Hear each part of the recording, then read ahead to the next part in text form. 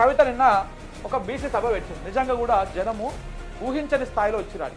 నిన్న ఇందిరా పార్క్ దగ్గర పెట్టినటువంటి సభలో ఊహించని స్థాయిలో వచ్చిరు. ఆమె కూడా చాలా ఓపికగా అన్ని బీసీ సంఘాల నుంచి ఏ బీసీ సంఘాలు ఉన్నాయో యాక్టివ్గా ఆ బీసీ సంఘాల నుంచి విజ్ఞప్తులు వినతులు అన్ని తీసుకున్నది. ఆమె మాట్లాడిన తర్వాత కూడా వాళ్ళతోటి 1-to-1 క్వశ్చన్లు తీసుకున్నది, ఆన్సర్లు చెప్పింది దానికి సంబంధించి.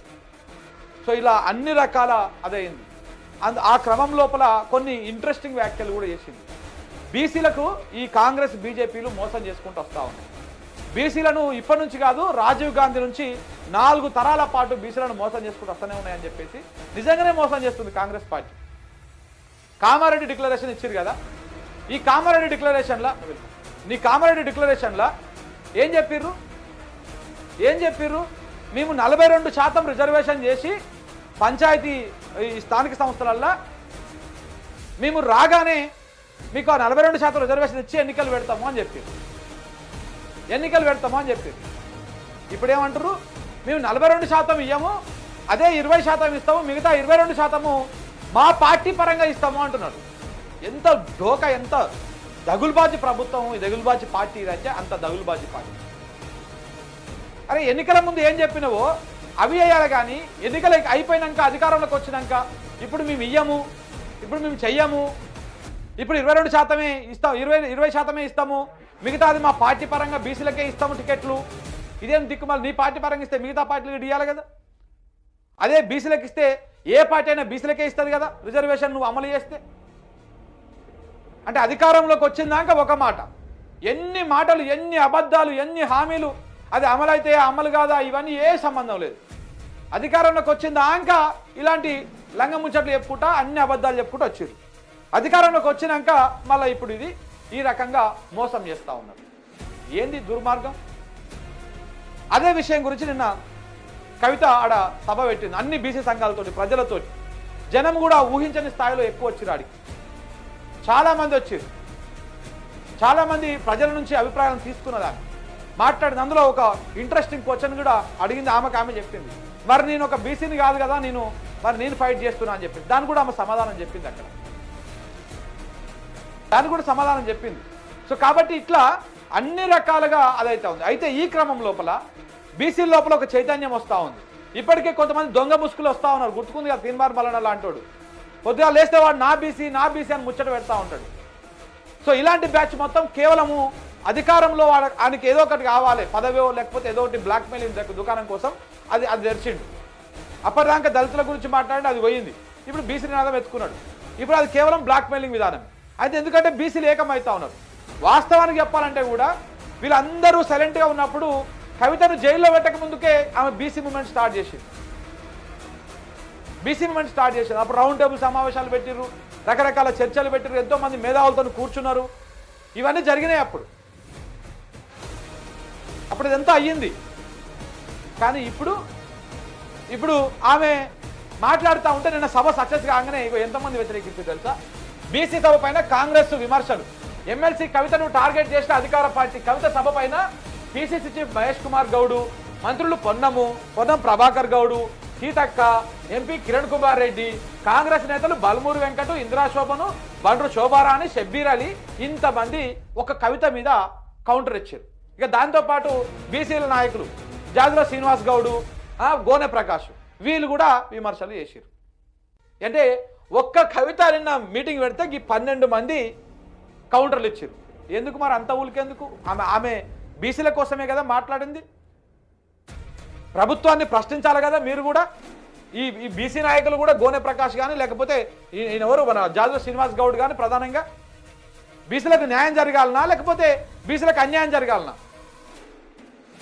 కేసీఆర్ హయాంలో అన్యాయం జరిగింది, కేసీఆర్ హయాంలో అదయింది అంటారు. ఆమె ఓపెన్ ఛాలెంజ్ చేసింది, రండి చర్చకు రండి, ఎవరు ఏ విధంగా న్యాయం చేసిరు, ఏ విధంగా అన్యాయం చేసిరు బీసీలకు మనము లెక్కలతో మాట్లాడదామని చెప్పేసి ఆమె ఓపెన్ ఛాలెంజ్ చేసింది. మరి ఆ ఛాలెంజ్ స్వీకరించవచ్చు కదా. జాజుల శ్రీనివాస్ గౌడ్ గారు దీని గురించి మాట్లాడొచ్చు కదా. అసలు జాజుల శ్రీనివాస్ గౌడ్ గారు ఉద్దేశం ఏంటి? బీసీలకు న్యాయం జరగాలన్నా లేకపోతే న్యాయం జరగొద్దన్నా? మన గురించి మాట్లాడుతున్నప్పుడు కుదిరితే సపోర్ట్ చేయాలి, లేకపోతే సైలెంట్గా ఉండు కదా.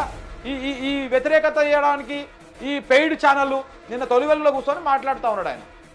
నేను కూడా చూసినా కొంచెంసేపు ఏదో మన తొలివెల్లి గారి రగ్గన్ ఛానల్లో కూర్చొని మాట్లాడుతూ ఉన్నారు. అంటే ఏంది ఉద్దేశం ఏంటిది? ఇవాళ ప్రభుత్వానికి మీరు సరెండర్ అయిపోయిరా? బీసీల హక్కుల కోసము బీసీలకు 42% రిజర్వేషన్ రావద్దని చెప్తా ఉన్నారా మీరు?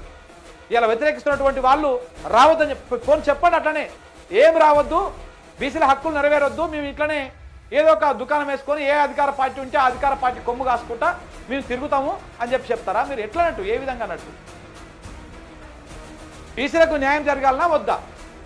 దానికోసము ఎవరెవరు వస్తున్నారు ఏంది అనేది చూసుకోవాలి కదా.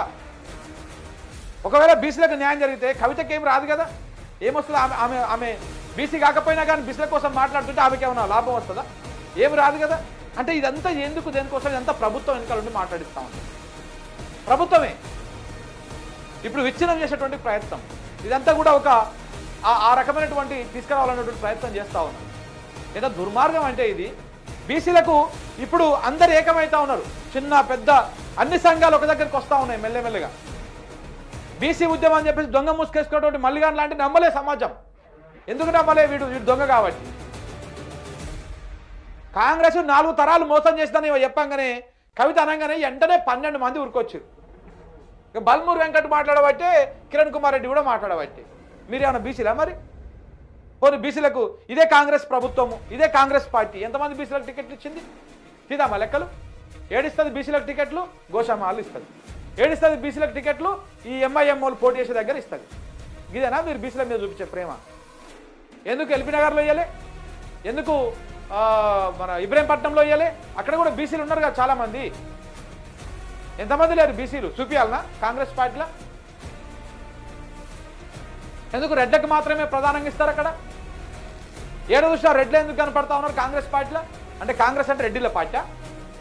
అట్లనే చెప్పురు మేము బీసీలకు వ్యతిరేకం అని చెప్పురు, ఒక ప్రకటన చేయరు. ఇవన్నీ ఎందుకు? సీతక్క మాట్లాడుతుంది, పొన్నం ప్రభాకర్ గౌడ్ మాట్లాడుతుంది. పొన్నం ప్రభాకర్ గౌడ్ గారు మీరు ఎంతమంది గౌండ్లను, ఎంతమంది బీసీలను మీరు ఎదగనిచ్చిరండి? మీ కింది స్థాయిలో ఎంతమంది గౌండ్లు ఉన్నారు? ఒకవేళ రేపటి నాడు నాకేం అటు అయితే నా సీట్ కేసర్ వస్తుందని చెప్పేసి ఎంతమంది ఒక్కేస్తున్నావు నువ్వు? తెలియదా ఇది? తెలంగాణ ప్రజలకు, ఆ కరీంనగర్ ప్రజలకు అర్థం కాదా ఇది? సీతక్క ఎంతమంది ఎదగనిచ్చింది? అదే ములుగు జిల్లాలో ఎంతమంది బీసీలకు పదవులు ఇచ్చింది? ఇట్లా మాట్లాడుతున్న వాళ్ళు ఎవరైనా అదే మహేష్ కుమార్ గౌడ్, ఇదే మహేష్ కుమార్ గౌడ్. నువ్వు బీసీ కాకపోయి ఉంటే ఇవాళ నీకు ఆ బీసీ రాకపోవు.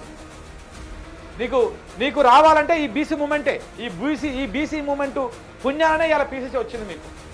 దానికి బీసీ సమాజానికి మీరు కృతజ్ఞతతో ఉండాలి. వాళ్ళకు న్యాయం చేయాల్సింది పోయి ప్రభుత్వంలో అధికార పార్టీ పీసీసీగా ఉన్నారు కాబట్టి, మీరు మంచి గౌరవమైనటువంటి పొజిషన్లో ఉన్నారు కాబట్టి, మీరు పోయి ప్రభుత్వం దగ్గర కూర్చొని, రేవంత్ రెడ్డి దగ్గర కూర్చొని, అవునన్నా బరాబర్ మనం హామీ ఇచ్చినాము, మరి హామీ ఇచ్చినప్పుడు ఆలోచించుకోవాలి కదా, ఆ రోజు ఇచ్చినాము, ఇలా చేయాలి మనం 100% దాని మీద రిజర్వేషన్ చేసిన తర్వాతనే మనం ఎన్నికలకు పోవాలని పోయి కూర్చోవచ్చు కదా. అది చేత కాదు. ఎవరైనా మాట్లాడితే వాళ్ళ మీద వ్యతిరేకంగా మాట్లాడాలి.